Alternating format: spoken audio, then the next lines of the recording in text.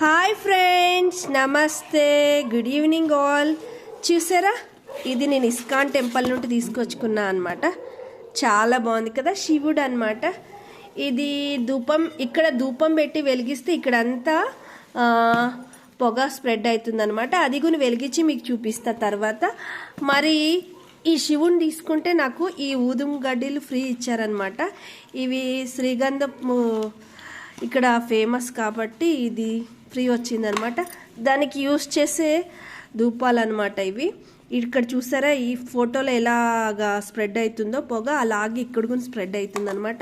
ఇవి మా సాన్వికి తినడానికి తీసుకుందనమాట.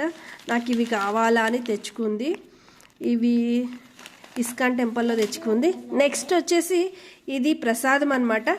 మేము ఇది ఫస్ట్ టైం ఇస్కాన్ టెంపుల్లో టెంకాయ చూడడము కొట్టించామన్నమాట. ఫస్ట్ టైము మా ఆయన 100 రూపీస్ పెట్టి 5 టెంకాయలు తీసుకోవచ్చు, నువ్వు 100 రూపీస్ పెట్టి ఒక్క టెంకాయ తీసుకున్నావు అని తిట్టాడనమాట. తిట్టినా నేనేం ఫీల్ అవ్వాలా, ఎందుకంటే నేను ఇస్కాన్ టెంపుల్లో ఒకటి మంచి విషయం ఏంటి అంటే అక్కడికి వెళ్ళినప్పుడు చాలా ప్రశాంతంగా ఎలా ఉంటుందో అలాగే వాళ్ళందరికీ చాలామంది స్టూడెంట్స్కి ఫుడ్ పెడతారనమాట.